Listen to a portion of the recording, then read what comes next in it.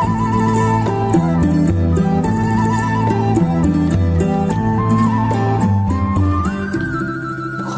นอบน้อมเอากุณพระแก้วเจ้าทั้งสามประการอันมีพระพุทธพระธรรมพระสงฆ์กุณพ่อกุณแม่กุณครูบาอาจารย์กุณศีลธรรมกรรมฐานจงมาปกห่มรักษาครูบาอาจารย์พระเจ้าพระสงฆ์ทุกรูปปกห่มรักษาบ่ออกไม่ออกศรัทธา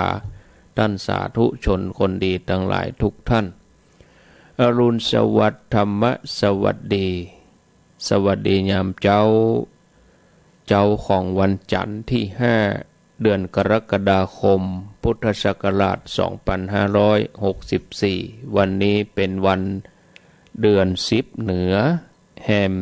11ค่ำต่อจากนี้ไปเชิญทุกท่านได้ร่วมกันสวดธรรมจักรปวัตตนสูตรแล้วก็บทแผ่เมตตาใหญ่ใจเวลาถึง2บทนี้ประมาณเกิงชั่วโมงเวลาตี5เกิงปลายสักน้อยก้อยมาปะกันฟังธรรมะเชิญทุกท่านตั้งใจสวดมนต์พร้อมกันณบัดนี้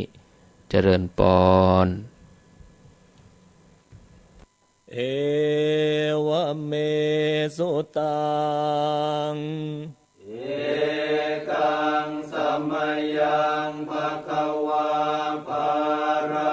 ณสิยังวิหารติอิสิปตเนมิคทาเยตาตระโคภคะวาปัญจวัคคีเย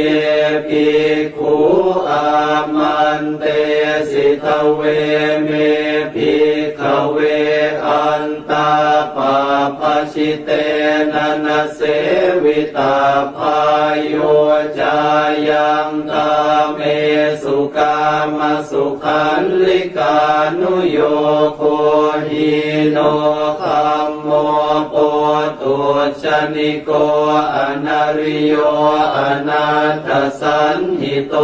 โยจายังอัตตกิลมัฏฐานุโยโคทุกโขอนาริโยอนาถสันหิโตเอเตเตภิกขเวอุโคอันเตอนุปคัมมมาชิมาปฏิปทาตถาคเตนะอภิสัมพุทธาจักขุกรณียานกรณีอุปสมัยอภิญญายสัมพุทธายนิพพานายสังวัตติกตมาจะสาภิกขเวมัชฌิมาปฏิปทาตถาคเตนะอภิสัมพุทธาจักขุกรณียานกรณีอุปสมัยอภิญญายสัมพุทธายนิพพานายสังวัตติอายเมวะอริโยอัตถังคิโกมาโคสัยยทิทังสัมมาทิฏฐิสัมมาสังกัปโปสัมมาวาจาสัมมากัมมันโตสัมมาอาชีวสัมมาวายาโมสัมมาสติสัมมาสมาธิอายังโคสาภิกขเวมัชฌิมาปฏิปทาตถาคเตนะอภิสัมพุทธาจักขุกรณียานกรณีอุปสมัยอภิญญายสัมพุทธายนิพพานายสังวัตติอิทังโคปนะภิกขเวทุกขังอริยสัจจังชาติปิทุกขาชราปิทุกขามรณะปิทุกขังโสกปริเทวทุกขโทมนัสสุปายาสาปิทุกขาอาปิเยหิสัมปโยโคทุกโขปิเยหิวิปโยโคทุกโขยัมปิชังนาลปฏิตัมปิทุกขังสังขิเตนะปัญจุปาทา นาขันธาทุกขาอิทังโคปนาภิกขเวทุกขสมุทัยโยอริยสัจจังญายังตัณหาโปโนภวิกานันทิราคะสหคตาตาตาตราภินันทินิสัยยทิทังกามตัณหาภวตัณหาวิภวตัณหาอิทังโคปนาภิกขเวทุกขนิโรโธอริยสัจจังโยตัสสะเยวตัณหายาเสสวิราคนิโรโธจาโคปฏินิสสะโคโมติอนาลโยอิทังโคปนาภิกขเวทุกขนิโรธคามินีปฏิปทาอริยสัจจังอายเมวะอริโยอัตถังคิโกมาโคสัยยทิทังสัมมาทิฏฐิสัมมาสังกัปโปสัมมาวาจาสัมมากัมมันโตสัมมาอาชีโวสัมมาวายาโมสัมมาสติสัมมาสมาธิอิทังทุกขังอริยสัจจันติเมภิกขเวปุเพอนันโนสุเตสุธัมเมสุจักขุงอุทปปาทิญาณังอุทปปาทิปัญญาอุทปปาทิวิชชาอุทปปาทิอาโลโกอุทปปาทิตังโขปนิทังทุกขังอริยสัจจังปริญญายันติเมภิกขเวปุเพอนันโนสุเตสุธัมเมสุจักขุงอุทปปาทิญาณังอุทปปาทิปัญญาอุทปปาทิวิชชาอุทปปาทิอาโลโกอุทปปาทิตังโขปนิทังทุกขังอริยสัจจังปริญญาตันติเมภิกขเวปุเพอนันโนสุเตสุธัมเมสุจักขุงอุทปปาทิญาณังอุทปปาทิปัญญาอุทปปาทิวิชชาอุทปปาทิอาโลโกอุทปปาทิอิทังทุกขสมุทัยโยอริยสัจจันติเมภิกขเวปุเพอนันโนสุเตสุธัมเมสุจักขุงอุทปปาทิญาณังอุทปปาทิปัญญาอุทปปาทิวิชชาอุทปปาทิอาโลโกอุทปปาทิตังโขปนิทังทุกขสมุทัยโยอริยสัจจังปหาตัพพันติเมภิกขเวปุเพอนันโนสุเตสุธัมเมสุจักขุงอุทปปาทิญาณังอุทปปาทิปัญญาอุทปปาทิวิชชาอุทปปาทิอาโลโกอุทปปาทิตังโขปนิทังทุกขสมุทัยโยอริยสัจจังปหินันติเมภิกขเวปุเพอนันโนสุเตสุธัมเมสุจักขุงอุทปปาทิญาณังอุทปปาทิปัญญาอุทปปาทิวิชชาอุทปปาทิอาโลโกอุทปปาทิอิทังทุกขนิโรโธอริยสัจจันติเมภิกขเวปุเพอนันโนสุเตสุธัมเมสุจักขุงอุทปปาทิญาณังอุทปปาทิปัญญาอุทปปาทิวิชชาอุทปปาทิอาโลโกอุทปปาทิตังโขป ณิทังทุกขนิโรธอริยสัจจังสัจฉิกาตัพพันติเมภิกขเวปุเพอนันโนสุเตสุธัมเมสุจักขุงอุทปาทิญาณังอุทปาทิปัญญาอุทปาทิวิชชาอุทปาทิอาโลโกอุทปาทิตังโคปนิทังทุกขนิโรธอริยสัจจังสัจฉิกตันติเมภิกขเวปุเพอนันโนสุเตสุธัมเมสุจักขุงอุทปาทิญาณังอุทปาทิปัญญาอุทปาทิวิชชาอุทปาทิอาโลโกอุทปาทิอิทังทุกขนิโรธคามินีปฏิปทาอริยสัจจันติเมภิกขเวปุเพ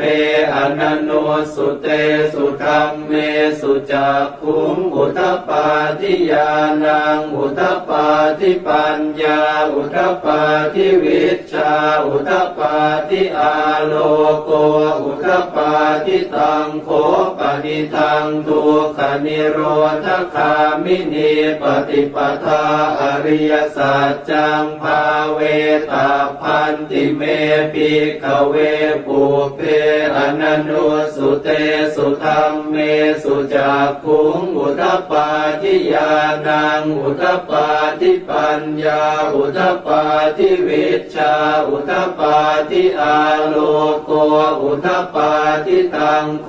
ปนิทังทุกขนิโรธคามินีปฏิปทาอริยสัจจังภาวิตันติเมภิกขเวปุเพอนันโนสุเตสุธัมเมสุจักขุงอุทปาทิญาณังอุทปาทิปัญญาอุทปาทิวิชชาอุทปาทิอาโลโกอุทปาทิยาวกีวันจะเมภิกขเวอิเมสุจตุสุอริยสัจเจสุเอวันติปริวัตตังทวาทสาการังยถาภูตังญาณทัสสนังนสุวิสุทธังอโหสิเนวตาวาหัมภิกขเวสเทวเกโลเกสมาระเกสพรหมเกสสมณพรหมนิยาปัจจายสเทวมนุสายอนุตตรังสัมมาสัมโพธิงอภิสัมพุทโธปัจจัญญาสิงยโตจะโคเมภิกขเวอิเมสุจตุสุอริยสัจเจสุเอวันติปริวัตตังทวาทสาการังยถาภูตังญาณทัสสนังสุวิสุทธังอโหสิอัฏฐาหังภิกขเวสเทวเกโลเกสมาระเกสพรหมเกสสมณพรหมนิยาปัจจายสเทวมนุสายอนุตตรังสัมมาสัมโพธิงอภิสัมพุทโธปัจจัญญาสิงญาณัญจปนเมทัสสนังอุทปาทิอปุปปาเมวิมุตติอายมันติมาชาตินาติธานิปุนาภโวติอิธรรมโวจะภควาอัตตมนาปัญจวัคคียาภิกขุภควโตภาสิตังอภินันทุงอิมาสมิงจะปนวัยยากรณะสมิงพันยมาเนอายาสมโตโกนทัญญาสวิรชังวิตมลังธรรมจากขุงอุทปาทิยังกินจิสมุทัยธรรมังสัพพันตังนิโรธธรรมันติปวัตติเตจะภควตาธรรมจากเกภูมิมาเทวาสาธรรมโนสาเวสุงเอตัมภควตาภาลานสิยังอิสิปตเนมิคทาเยอนุตตรั รังธรรมจักกังปวัตติตังอาปฏิวา ติยังสมณเณนวาพรหมเณนวาเทเวนวามาเรนวาพรหมุนาวาเกณจิวาโลกัสมินติภูมานั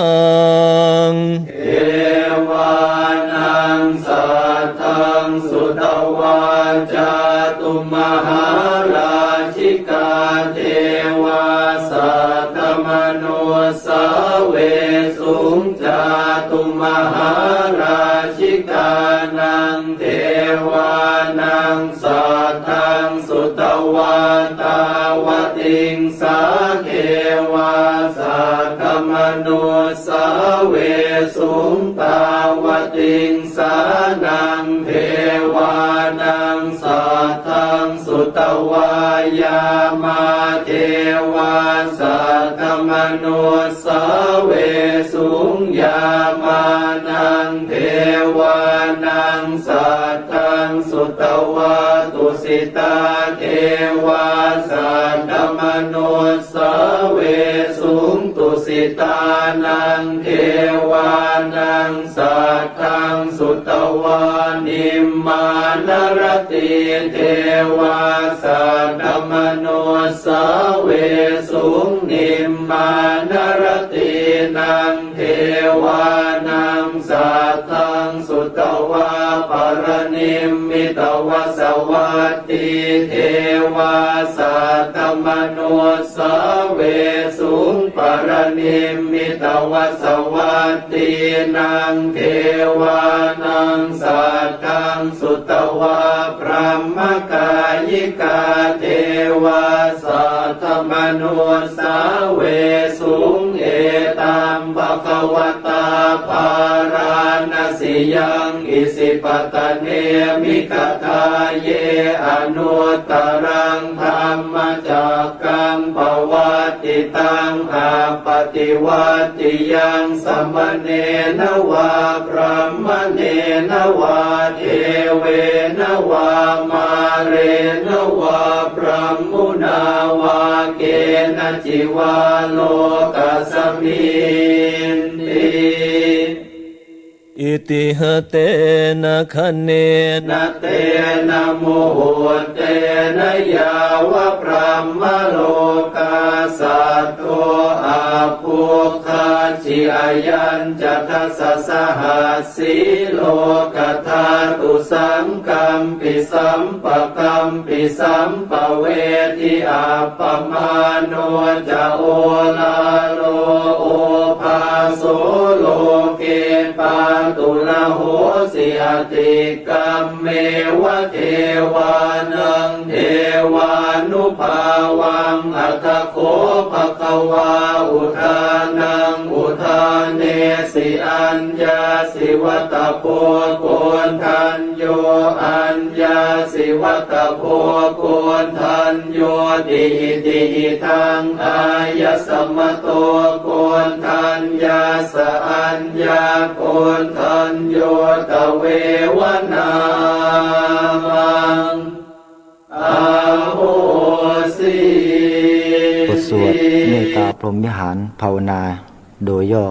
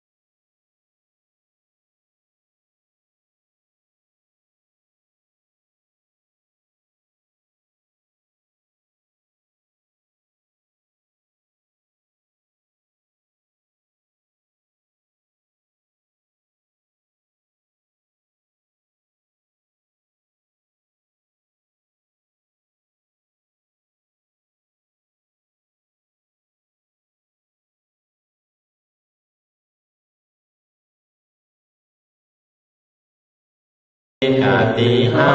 กาเรหิอโนติโสภรณาเมตตาเจโตวิมุตติกติหากาเรหิโอติโสภรณาเมตตาเจโตวิมุตติกติหากาเรหิติสาภรณาเมตตาเจโต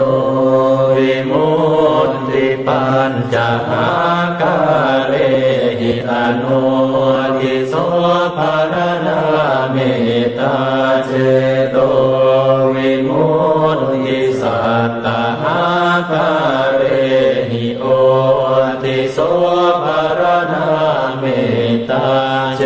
โตวิมุตติทัสสะหากาเรหิติสาภรณาเมตตาเจโตวิมุตติกัตตเมหิปัญจหากาเรหิอโนทิโสภรณาเมตตาเจโตวิมุตติสัพเพสัตตาเวราอภยาปัจจานิฆาสุขีอัตนังปริหารันตุสัพเพปานาเวราอภยาปัจจานิฆาสุขีอัตนังปริหารันตุสัพเพปุตตาเวราอภยาปัจจานิฆาสุขีอัตนังปริหารันตุสัพเพปุคลาเวราอภยาปัจจานิฆาสุขีอัตนังปริหารันตุสัพเพ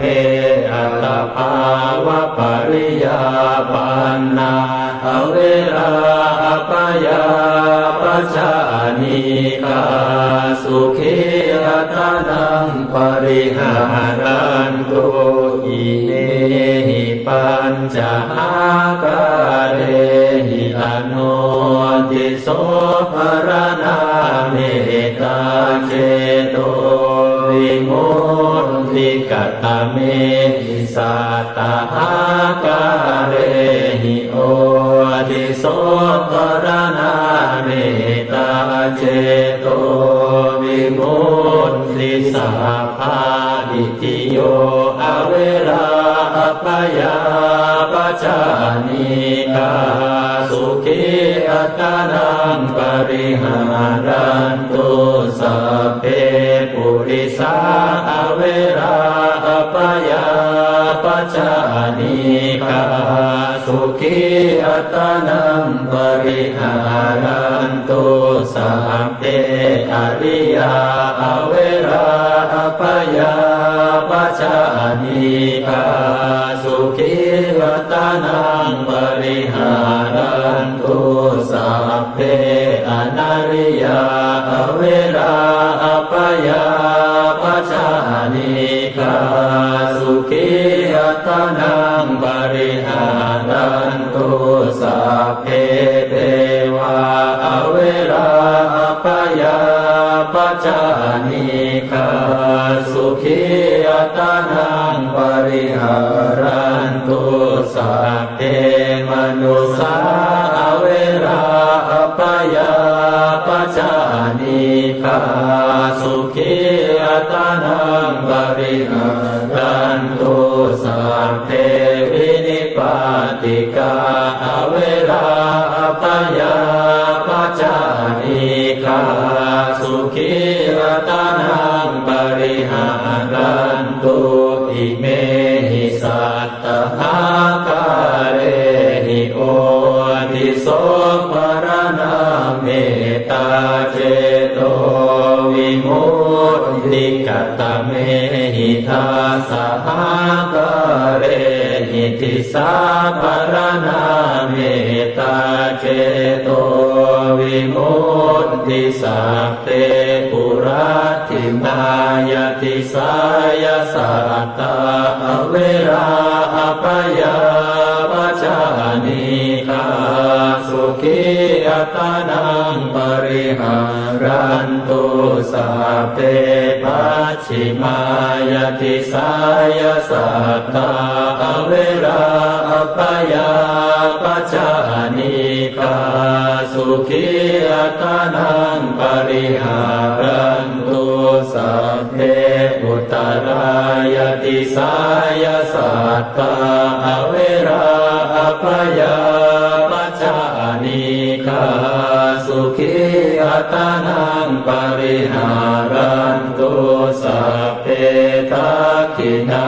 ยติสายสัตตาอเวราอปยาปัจจานิกาสุขีอัตตานังปริหารันตุสัพเพปุราทิมายาอนุทิสายสัตตาอเวราอปยาปัจจานิกาสุขีอัตตานังปริหารันตุสัพเพปัจฉิมายาอนุทิสายสัตตาอเวราอปยาปัจจานิกาสุขีอัตตานังปริหารันตุสัพเพอุตตรายาอนุทิสายสัตตาอเวราอปยาปัจจานิกาสุขีอัตตานังปริหารันตุสัพเพทักขินายาอนุทิสายสัตตาอเวราอปยาปัจจานิกาสุขีอัตตานังปริหารันตุสัพเพเหติมายติสายสัตตาอเวราอปยาปัจจานิกาสุขีอัตตานังปริหารันตุสัพเพอุปาริมายติสายสัตตาอเวราอปยาปัจจานิกาสุขีอัตตานังปริหารันตุอิเมหิตัสสหกาเรหิติสายปาลนาเมตตาเจโตวิมุตติ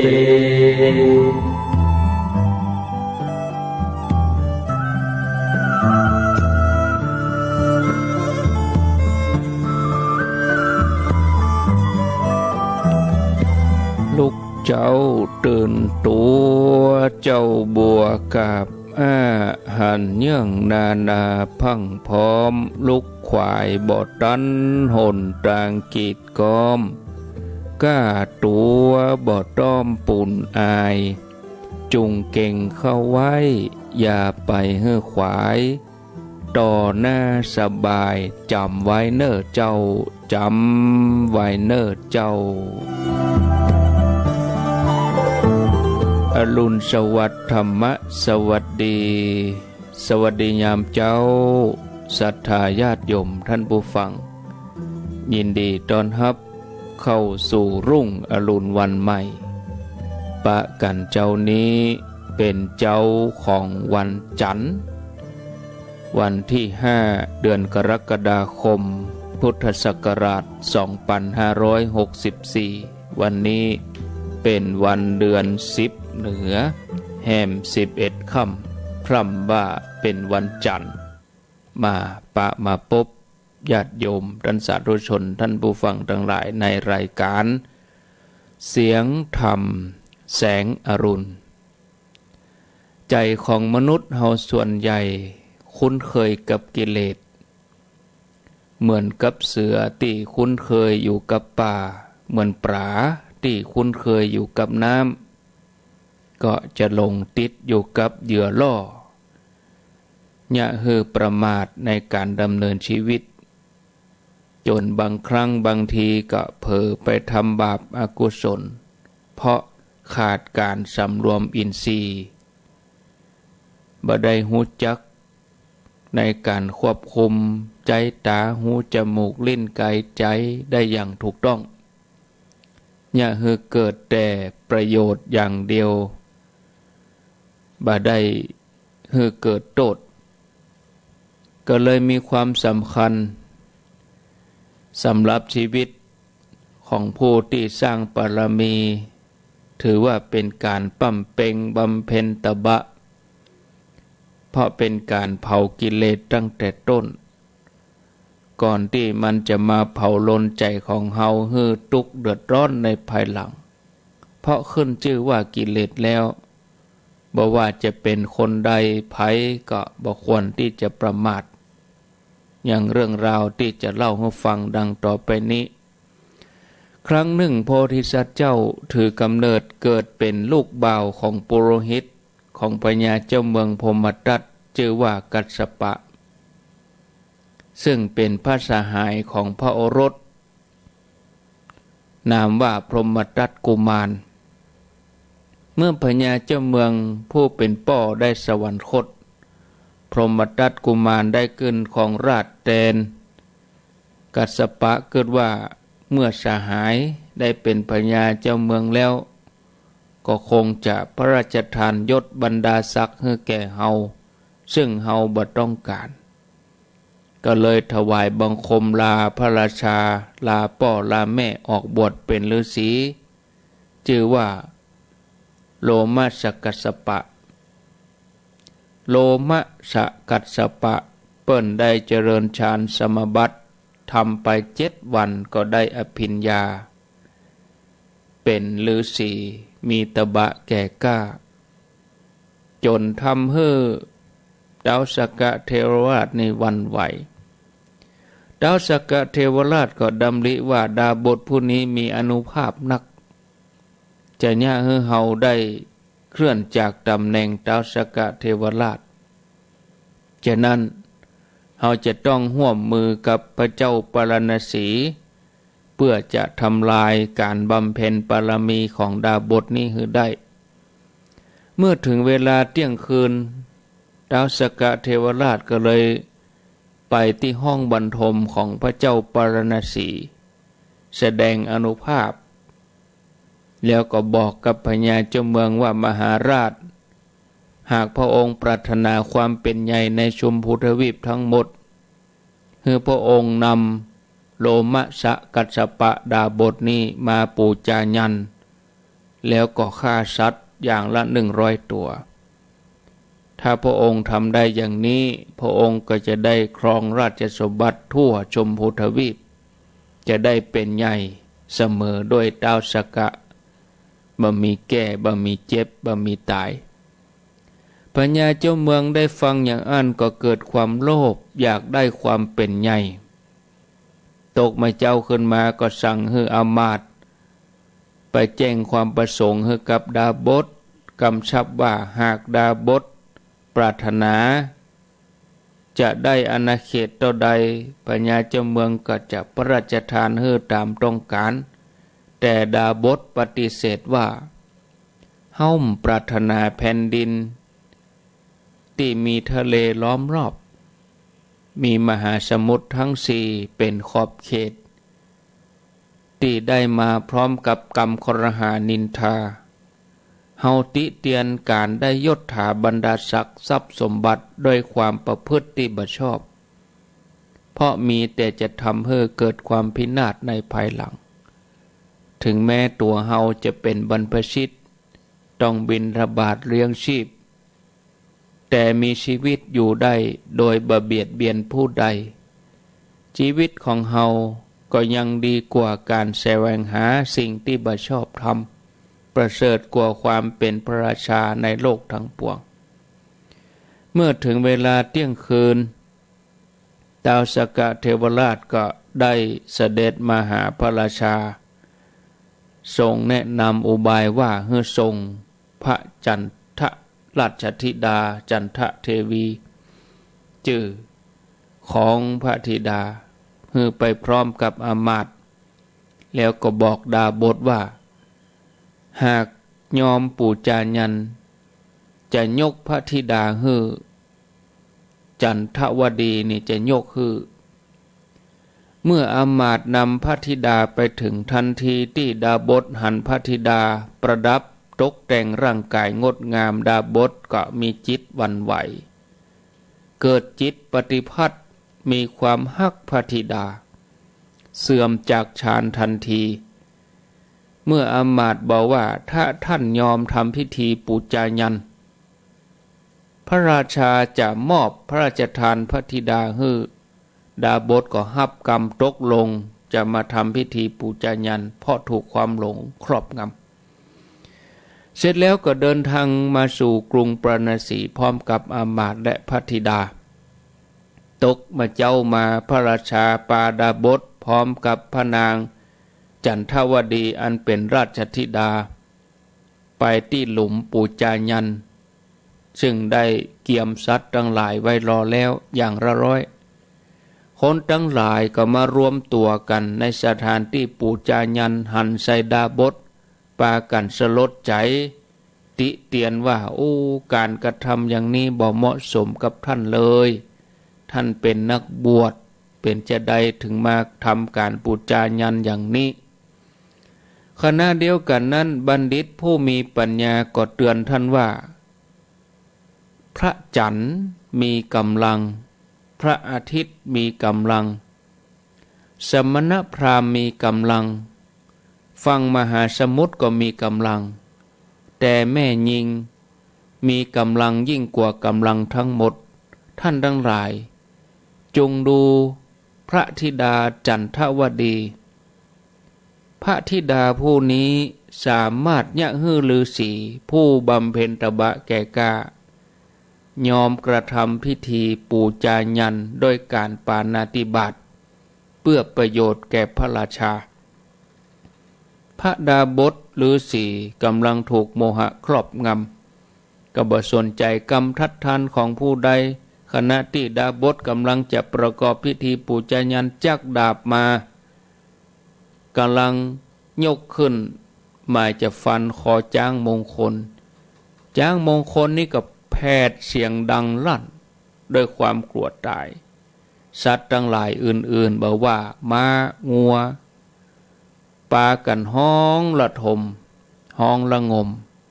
เสียงลั่นโดยกันมาแม่คนทั้งหลายก็ปากันห้องดาบสได้ยินเสียงห้องดังลั่นอย่างอันได้สติก็ก้มมองตัวเองว่าตัวเองครองเพศนักบวชเกิดความสลดใจสำนึกได้ว่ากรรมที่เฮากำลังจะทำไปนี้โดยความโลภความเผ็ดร้อนเป็นที่น่าเกลียดน่ากลัวเฮาจะต้องค้นหารากเหง้าของกรรมนั้นแล้วตัดความกำนัดพร้อมทั้งเครื่องผูกรัดนั้นเสียให้ได้พระราชาหันอย่างอันเก่งว่าดาบสจะบัญยอมทำพิธีปูจายันพระราชาก็ตรัสว่าท่านดาบสอย่ากลัวไปเลยเฮาจะยกพระธิดาให้พร้อมกับสมบัติแก้ว7ประการให้บัดเดี๋ยวนี้ขอท่านรีบปูจายันดาบสตอบว่าโอ้มหาบพิตรข้าพระองค์ขอติเตียนกามคุณทั้งหลายในโลกตบะเดชะธรรมต่ออันที่ประเสริฐข้าพระองค์จะละจากกรรมคุณให้ได้แล้วบำเพ็ญตบะต่อไปขอให้พระธิดาจงอยู่ในแว่นแคว้นของพระองค์ตามเดิมเตอะข้าพระองค์บ่เอาแล้วจากนั้นดาบสก็รวมจิตเป็นสมาธิทำฌานที่เสื่อมไปให้ปิกคืนมาเรียบร้อยก็เหาะคืนฟ้าแสดงธรรมแก่พระราชาให้ดำรงอยู่ในความประมาทเลิกพิธีปูจายันฆ่าสัตว์ตัดชีวิตเสร็จแล้วดาบสก็เหาะปิกไปสู่หิมวันตะประเทศบำเพ็ญสมณธรรมเมื่อละจากโลกไปสู่สุคติชั้นพรหมโลกท่านผู้ฟังญาติโยมเขาจะหันว่าขึ้นชื่อว่ากิเลสแล้วอย่าได้ประมาทกิเลสเนี่ยคือเราต้องเดือดร้อนร้อนใจในภายหลังฉะนั้นการสำรวมอินทรีย์มีความสำคัญที่จะปกป้องกันบ่ให้กิเลสมารรุกรานใจ ถ้าหากว่าเฮาตั้งใจสำรวมอินทรีย์ของเฮาให้ดีศีลของเฮาก็จะบริสุทธิ์เมื่อศีลบริสุทธิ์สมาธิเกิดขึ้นง่ายเมื่อมีสมาธิเกิดขึ้นง่ายปัญญาก็โดยมาจะให้เกิดความสว่างไสวจนกระทั่งได้เข้าถึงดวงตาแห่งธรรมเกิดธรรมะจังสุมองหันสิ่งต่างๆเปลี่ยนไปตามความเป็นจริงแล้วก็หันกิเลสอาสวะที่มาบังคับบัญชาใจของเฮาบัดเต่าแต่นั้นก็ยังมีอานุภาพที่จะขจัดกิเลสอาสวะให้หมดไปเสียงไปฉะนั้นญาติโยมท่านทั้งหลายบอกว่าเฮาจะประกอบกิจการงานอันใดก็ขอให้เฮาเจ้าข้าศรัทธาทั้งหลายมันฝึกใจควบคู่กันไปโดยควบคู่กับการทำงานการประกอบสิ่งต่างๆในชีวิตประจำวันฝึกใจเฮาอยู่ตลอดเวลากู้กันเพื่อมีสติสำรวมอินทรีย์ซึ่งวิธีที่ง่ายที่สุดก็คือนำใจมาตั้งไว้ให้สม่ำเสมอเมื่อทุกส่วนแล้วก็จะเข้าถึงความสงบความสว่างนะกิเลสอาสวะทั้งหลายก็เบาบางหมดไปเสียงไปฝากเรื่องราวเหล่านี้ไว้ให้ญาติโยมทั้งหลายไว้พิจารณาโอกาสหน้าวันพุธเขาก็มาฟังกันแถมเนาะญาติโยมเร็วพอเวลาแล้วก็พอสมควรตอนนี้เวลา 5:48 นาทีท่านผู้ฟังกำลังติดตามรับฟังรายการเสียงธรรมแสงอรุณดำเนินรายการโดยอาตมาภาพพระครูอภิวัฒนวิกรมวัดปากดังเจริญตำบลดอยหล่ออำเภอดอยหล่อจังหวัดเชียงใหม่มาพบกับญาติโยมท่านทั้งหลายเป็นประจำเวลา 5:00 จนถึง 6:00 วันจันทร์ถึงวันศุกร์ 5:00 ถึง 5:30 ญาติโยมติดตามรับฟังการสวดมนต์ธรรมจักรกับปวัตนสูตรแล้วก็สวดบทแผ่เมตตาใหญ่เป็นประจำตั้งแต่เดือนที่ผ่านมาแล้วก็ทำไปจนสุดวาษาอันนั้นญาติโยม 5:30 ช่วงเมื่อค่ำยามแรงในเครือข่ายคลื่นสีขาวก็ตั้งแต่เวลา 1:00 เป็นต้นไปสวดมนต์บทธรรมจักรกับปวัตนสูตรแล้วก็แผ่เมตตาใหญ่อันนี้ก็เชิญญาติโยมสำหรับรายการของอาตมาภาพนั่นก็มาปะญาติโยมเขาถ้าเป็นวันจันทร์ถึงวันศุกร์ก็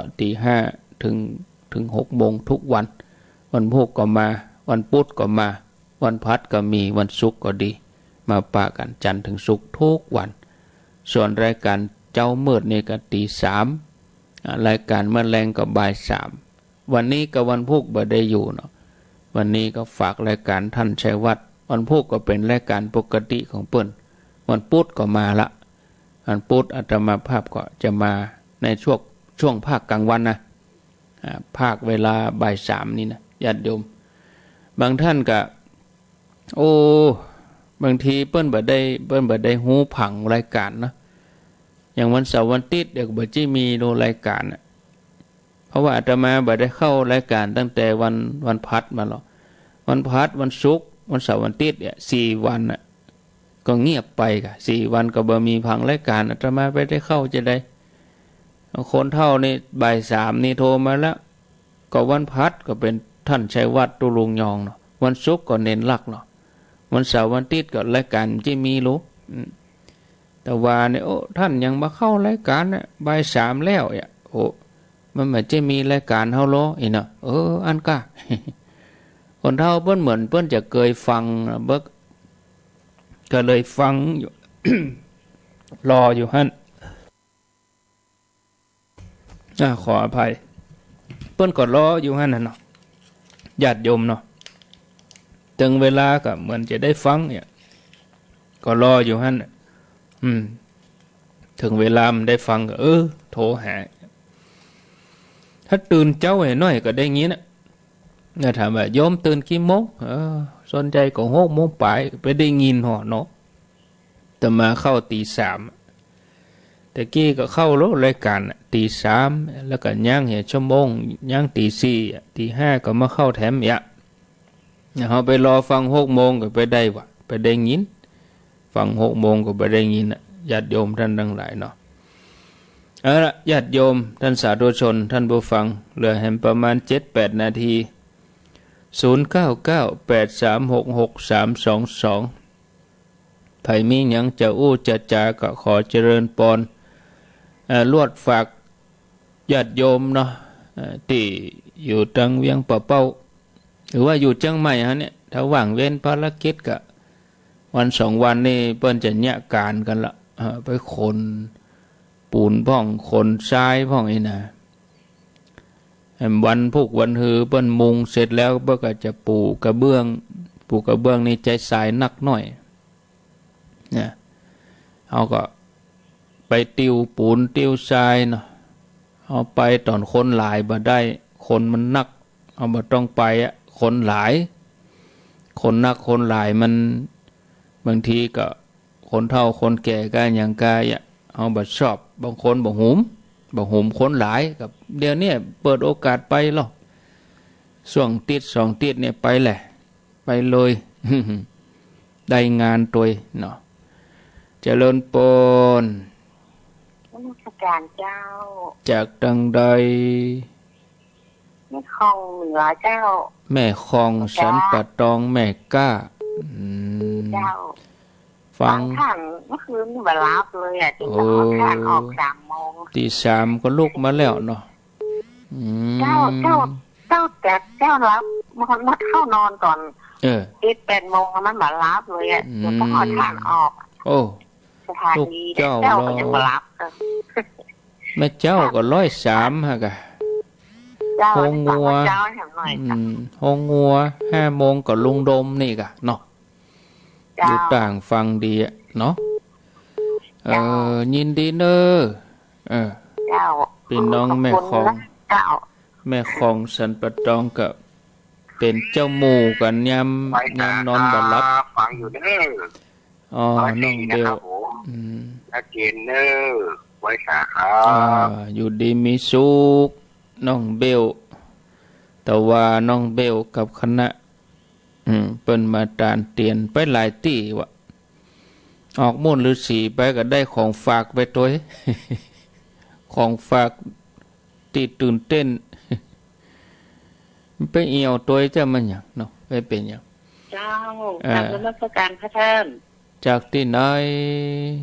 โอ้แม่ที่หนองหานเนี่ยหนองหานเพื่อสนใจเจ้าได้ยินแล้วเนาะกับนี่เนาะ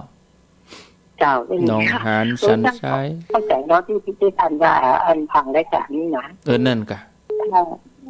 ถ้าคืนกันที่จะต่อวิทยุขึ้นไปในห้องตรงนะก็ตื่นนะพี่เจ้านะแต่ต้องรีบกับหลานเอาหลานเดินเรียนถ้าคนเข้าใจก็จับนั่นดีใจที่ทานว่าจะซื้อโจรนั่นเข้ากระสานี่นะนั่นกันส่วนสุดไปเลยจึงตั้งใจแล้วได้ล็อกถึงวันนี้เราเป็นจวบนนได้ค่ะอีกแล้วแต่ถ้าไปเข้ากระสานี่จะพิเศษถึงหน่อยฟังโดยวิทยุโดยนั่งสมาธิไปสวดไปมันก็จิตสงบหรอกพ่องก็อยู่บ้านอยู่ร้านมันใจนิ่มเนาะที่แม่หลานจะเอิมเจอกันนั้นก็ไปแม่ให้ลูกบ่าวเอิมได้มาวันที่เลยเนี่ยโอนให้ลูกบ่าวดีแล้วกะทำไปเถอะเนอะที่วัดไฟหินนะจอบเอิมไปมั่งโมทนาสาธุดีแล้วที่เรียนโมทนาดีแล้วเนอะเจ้าสาธุเจ้าเจริญปนโมทนาโตยเจริญปนขอพระเจ้าพระอาจารย์ทั้งเลยแม่ตู้ทั้งกุคำกุเจ้านะทั้งเจ้าพระตาคำนี่นะม่วนใจ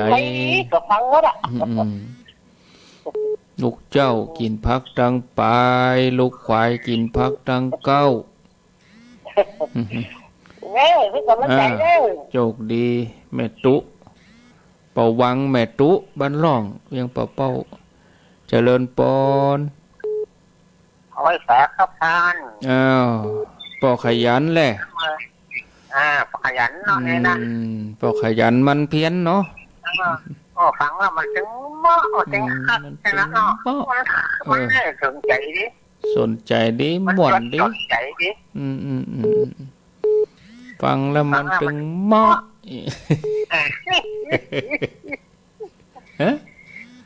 ฟังแล้วมันตึงเหมาะการไปมันเบิ้ลฟังมันประกายทั้งเสียเนาะเราเนาะ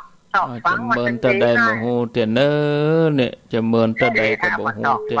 ฟังแล้วบ่ต้องปฏิบัติสวยบ่ฟังแล้วบ่ปฏิบัติบ่ต้องฟังเนาะแน่นอนกะ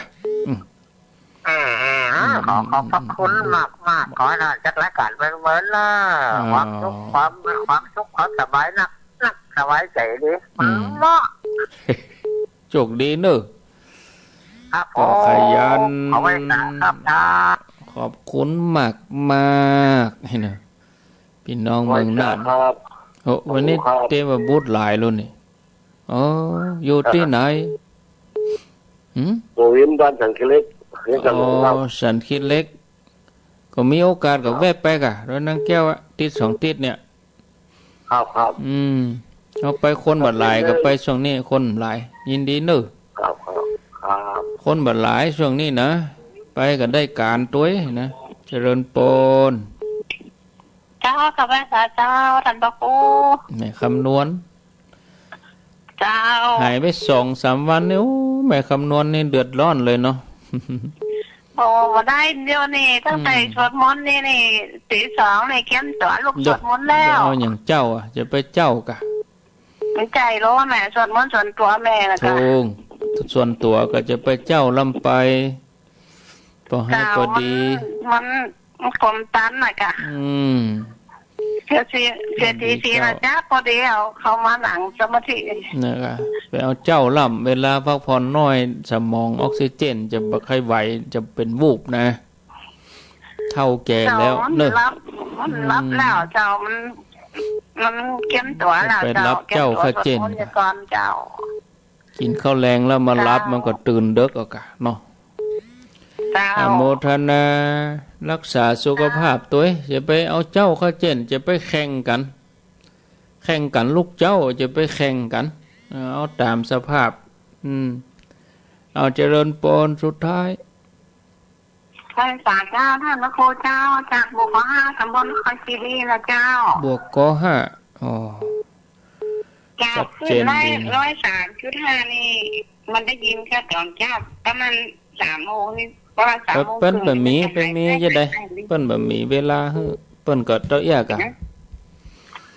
แล้วก็ไล่ไปปะที่ไหนก็ฟังที่หั่นกะ98ก็ไม่ได้ยินยาวไหลนะคะไม่ได้ยินเนี่ยการไหลมาที่ยันฟังทางอินเทอร์เน็ตมีอินเทอร์เน็ตนั่นฟังออนไลน์เอาเนอะฟังออนไลน์ฟังทางโทรศัพท์หั่นกะเนาะทุกอย่างไม่ได้ดังใจเราไปหมดนะเราจะไปเอาก็เวลาบางทีเปิ้นฮื้อมาเจ้าก็ถือว่าสุดยอดแล้วน่ะมันก็มาข้ามเปิ้นบะหมี่เปิ้นกับโอ้ง่ายกับวิทยุเปิ้นกับเป็นวิทยุที่เปิ้นเอาประกอบธุรกิจเปิ้นก็ทำมาหากินของเปิ้นด้วยพ้องกะเอากะธรรมะแล้วก็บ่มีช่องทางให้เปิ้นทำมาหากินแล้วเฮาเองก็บ่ได้ไปสนับสนุนสถานนี้เปิ้นได้อย่างเต็มที่อ่ะถ้าเฮาใครฟังมาตอนเฮาก็รวมกันแหละเอาใครฟังให้มัน3 โมงเขาใครฟังนักๆน่ะก็รวมกันเนาะไปเจ้าชั่วโมงฮื้อแหละ ไม่ต้องอ้อมค้อมอ่ะตรงไปเลยเขาก็มองแยกกันเนาะญาติโยมเนาะเอาลาไปก่อนเด้อโชคดีมีใจอายุวันโนสุขังพลัง